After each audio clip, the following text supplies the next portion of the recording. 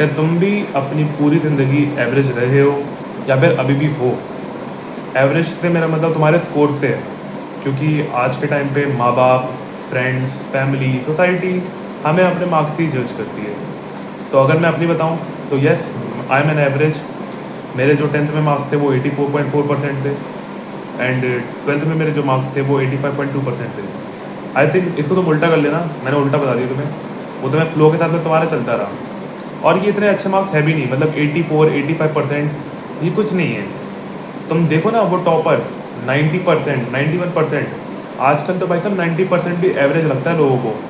94%, 95%, जब तक तुम नहीं ला रहे हो ना, you are not in the category of a topper. तुम्हें बस लोग बोलेंगे कि हाँ ठीक ही है, इतना क्या फाड़ लिया तूने, ये तो मैं भी ला सकता हूँ। ऐसे लोगों को मेरे को पहले सबसे पहली बात तो बहुत ज़्यादा गुस्सा आती है कि वो लोग जब बोलते ना कि ये तो मैं भी कर सकता हूँ। अब एक घंटा तू कर सकता है साले, करके दिखा देते। एक एक डेढ़ डेढ़ साल जब पढ़ना पड़ता है एक ही चीज़ के लिए। चलो वो सब अलग बात है। एवरेज होना अपने आप में श्राप है, बहुत बड़ा श्राप है मेरे भाई। अगर तुम एवरेज हो तो तुम्हें एवरेज ट्रीटमेंट भी मिलेगी। लोग तुम्हें अगर देखेंगे ना तो बोलेंगे ठीक ही है, कुछ ज़्यादा इतनी अच्छी नहीं है। जबकि तुम अपनी अचीवमेंट्स को लेके काफ़ी ज़्यादा प्राउड फील करते हो, जो कि सेल्फ लव होता है, और तुम्हें अपने ऊपर बहुत ज़्यादा कॉन्फिडेंस है, तुम्हारे अपने ऊपर सेल्फ लव है। लेकिन दूसरों के लिए your score doesn't matter bro, your score doesn't matter.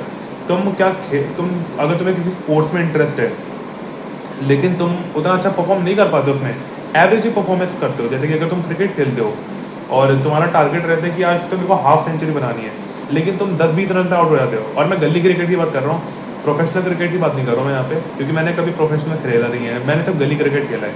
तो उसमें तुम 10-20 रन बनाते हो तो तुम्हारी टीम है ना तुम्हें इतना भाव नहीं देगी।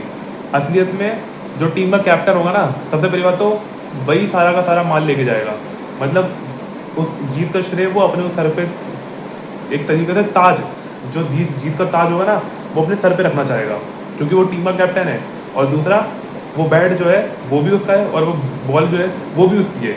तो अगर हमने उसके खिलाफ बोलने की कोशिश करी तो वो अपना बैट और बॉल लेके भाग जाएगा और फिर कभी खेलने दोबारा नहीं आएगा।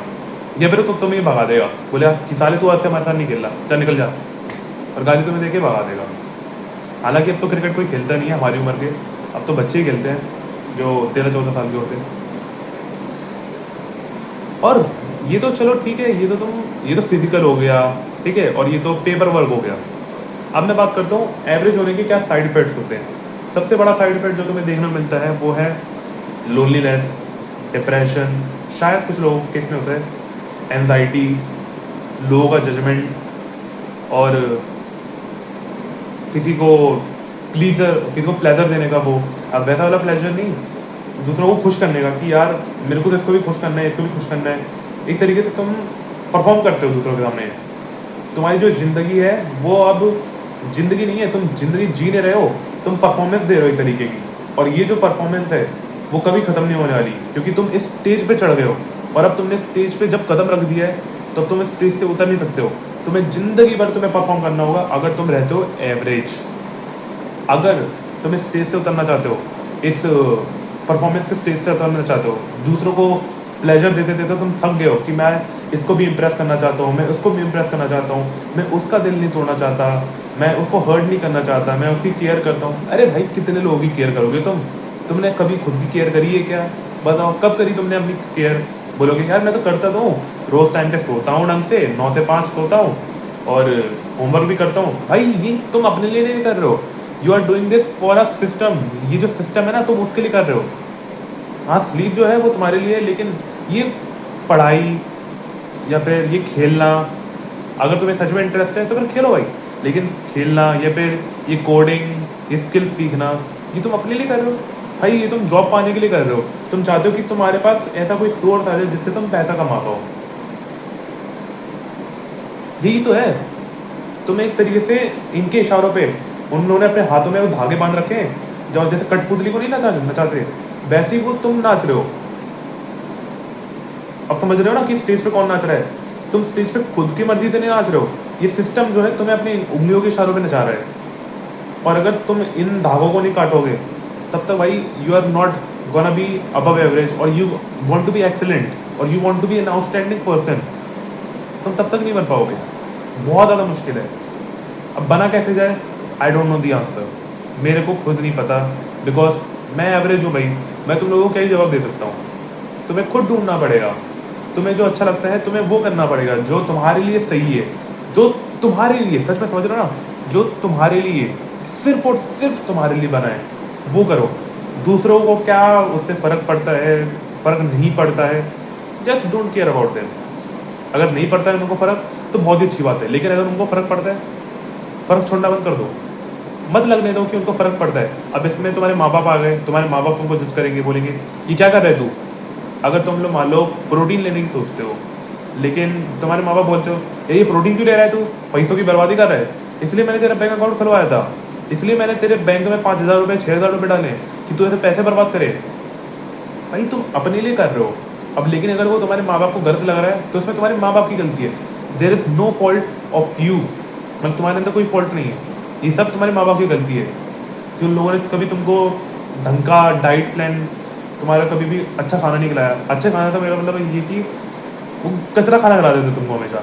तुम्हें छोले भटूरे ले आए तुम्हारे लिए, ठीक है, बाहर से तुम्हारे लिए कुछ वो क्या बोलते हैं इसको, मालपुए, मालपुए तुम्हारे लिए पैक करवा लाए, और पाँच की सब्जी, अलग अलग चीज़ें भाई साहब तुम्हारे लिए बाहर से लाते थे। तुम्हें ज़बरदस्ती तुम्हें वहाँ पे भेजते थे कि यार यहाँ पे नौता है, तुम्हारे मम्मी पापा तुमसे बोलते हैं कि यार यहाँ पे नौता है तो यहाँ पे चले जाना, और जब तुम मना करते हो वो बोलते हैं जा, तू नहीं, तेरे को नहीं जाना ना, आते देखो खाना नहीं मिलेगा, फिर खाली हो, फिर तू देखते, और फिर तुम्हें मजबूरन तुम्हें जाना पड़ता है। मेरे साथ में हो रहा है भाई, मैंने जो बताया है, मैंने जो यही तो एक्सपीरियंस करा है, मैंने अपने माँ बाप के साथ रहते रहते मैंने यही एक्सपीरियंस करा है। अब मैं अगर बात करूँ दोस्तों की, अगर मैं दोस्तों की बात करूँ, दोस्त जो है, अब तुम अपने दोस्तों से एक्सपेक्टेशन लगाओगे कि यार ये तुम्हें अप्रिशिएट करें कि तुम मेहनत कर रहे हो, ठीक है, तुम्हारे साथ ये घूमें फिरें मौज मस्ती करें, but they don't give a hello about you. उनको तुमसे कोई फ़र्क नहीं पड़ता भाई। वो लोग तो अपने उसमें लगे होंगे कि यार मेरे को यार किसी तरह ये लड़की मिल जाए यार, बस। तुम्हारे लड़के दोस्तों की मैं बात कर रहा हूँ, और मैं जानता हूँ तुम्हारी 0 फीमेल फ्रेंड्स होगी, 0 की 0 फीमेल फ्रेंड्स होगी तुम्हारी। अगर तुम्हारी 1-2 भी हैं, you are very good, good to go, किसी एक पर टाइम मान लेना अगर पड़ जाए तो। वरना बाकी अगर तुम्हारे मेल फ्रेंड हैं भाई, वो तुम्हें बस नीचे गिराएंगे, तुम्हारी सक्सेस से वो बिल्कुल खुश नहीं होने वाली। अगर तुम उनको अपनी शादी में बुलाओगे, कभी मान लो तुम्हारी शादी हो रही है, वो आएंगे तुम्हारे साथ में कुछ नहीं करेंगे, वो बस खा के चले जाएंगे, और फिर तुम्हारी तरफ देखेंगे भी नहीं, बिकॉज उनको तुम्हारी लाइफ से कोई फ़र्क नहीं पड़ता। और वो पहली बात तो तुम्हारी शादी में आएंगे भी क्यों, क्योंकि उन लोगों ने तुम्हें इतने सालों से कॉन्टैक्ट नहीं करा है, तो वो तुमसे कोई मतलब ही नहीं रखना चाहते बेसिकली। तो तुम क्या ऐसे लोगों को अपनी शादी में बुलाओगे? बिल्कुल नहीं, मैं तो कभी नहीं बुलाऊंगा भाई। अगर तुम मेरे से मतलब ही रखते हो, मैं तुम्हें नहीं बुलाने वाला अपनी शादी में। शादी में तो क्या, मैं तुम्हें किसी फंक्शन में नहीं बुलाने वाला। मैं तुम्हें दिखाऊंगा ही नहीं कि भाई साहब मैं इतना सक्सेसफुल हो चुका हूँ, मेरे पास इतना पैसा आ चुका है। नहीं खिलाना मेरे को तुमको कुछ, बोल देना कि यार आज की पार्टी तेरी तरफ से। क्यों पार्टी भाई, क्यों पार्टी? मेरे को नहीं देनी पार्टी तुम्हें। तुम हो कौन? तुमने मेरे को कभी दी पार्टी? नहीं दी ना। तुम 2-3 लोग चले जाते थे साथ में और मेरे को अकेला छोड़ जाते थे। क्यों? मेरे को क्यों नहीं लेते साथ में? अगर तुम मेरे को भी साथ में ले जाते तो शायद मेरे अंदर भी एक वो प्रेशर पड़ता ना कि हाँ अब अगली बार मेरे को खिलाना है। तो मेरे को कभी साथ में ले ही नहीं गए, इट्स योर फॉल्ट। अब तुम मेरे से एक्सपेक्ट करते हो यार क्या तू तो मेरा भाई नहीं है, तू मेरा दोस्त नहीं है? अरे तूने दिखा दी अपनी दोस्ती, यही जो शब्द होते हैं ना, तूने अपनी दिखा दी दोस्ती, यही था भाईचारा। अरे काय का भाईचारा? नमूने हो तुम लोग एक नंबर के, ठीक है। You have no value in my life, तुम लोगों की कोई इज्जत नहीं है। अगर मैं बात करूँ सोसाइटी की, भाई सोसाइटी एक नंबर की नल्ली है, नल्ली। ये बस तुम्हें देखेंगे कि अगर तुमने कुछ बहुत बड़ा हासिल करा है अपनी ज़िंदगी में, तभी ये तुम्हारी तरफ नज़र उठा के देखेंगे और तुम्हारे मम्मी पापा से आके मिलेंगे। वरना ये ना तुम्हारे मम्मी पापा को पूछते और ना ही तुम्हें पूछने वाले। मान लो तुम सुबह सुबह अपने कॉलेज के लिए निकलते हो और ये लोग बाहर खड़े होकर गप्पे मारते हैं, जो कि होता है, मेरी कॉलोनी में होता है। ये आंटियाँ लोग सुबह सुबह खड़े होकर बाहर गप्पे मारती हैं और मैं कॉलेज के लिए निकलता हूँ। इन लोगों को 1 घंटा फ़र्क नहीं पड़ता कि भाई मैं जा रहा हूँ कि नहीं जा रहा हूँ। ये लोग पीठ पीछे और बातें करते होंगे कि इनका लड़का ऐसा है, अगर इसका बाप ऐसा है तो इनका लड़का ऐसा कैसा होगा, इनकी मम्मी जो है वो घर के अंदर घुसी रहती है 24 घंटे। ऐसे ऐसे भाई कमेंट मारते होंगे भाई, क्योंकि भाई अब हमारी फैमिली ने भाई साहब ऐसे कमेंट मारे हैं जब हमारी घर की, जब मेरी जो फैमिली है वो दूसरों की चुगली करती है, तो क्या वो लोग चुगली नहीं करेंगे हमारी? करेंगे, ऑफ कोर्स बात है। चुगली करना तो, बिचिंग करना तो इंसानों की रगों में ही है भाई, मेरे वेन्स के अंदर है ना, वो घुसा हुआ है, बिचिंग बिचिंग करना। और सोसाइटी हो गई, और बस इतने लोग हैं। बाकी मैं क्या ही बोलूँ अब इस सोसाइटी के बारे में, दोस्तों के बारे में। They don't give a fuck about you, never. हाँ मैंने गाली दे दी, मैंने गाली नहीं दी वैसे, मैं गाली नहीं देता हूँ, बट जब गुस्सा फूट जाता है मेरा, वैसे मैं गुस्से में भी नहीं हूँ, लेकिन जब मेरे को बहुत ज़्यादा चिढ़ मचती है इन लोगों से, तब निकल जाता है मुझसे। अब मेरे को खुद याद नहीं है कि मैंने वीडियो की स्टार्टिंग में क्या बोला था, बट मैंने कुछ तो बोल दिया है।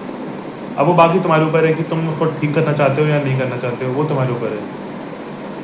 अच्छा हाँ, मैंने एवरेज होने के ऊपर बात करी थी, इसको कट मार दूंगा।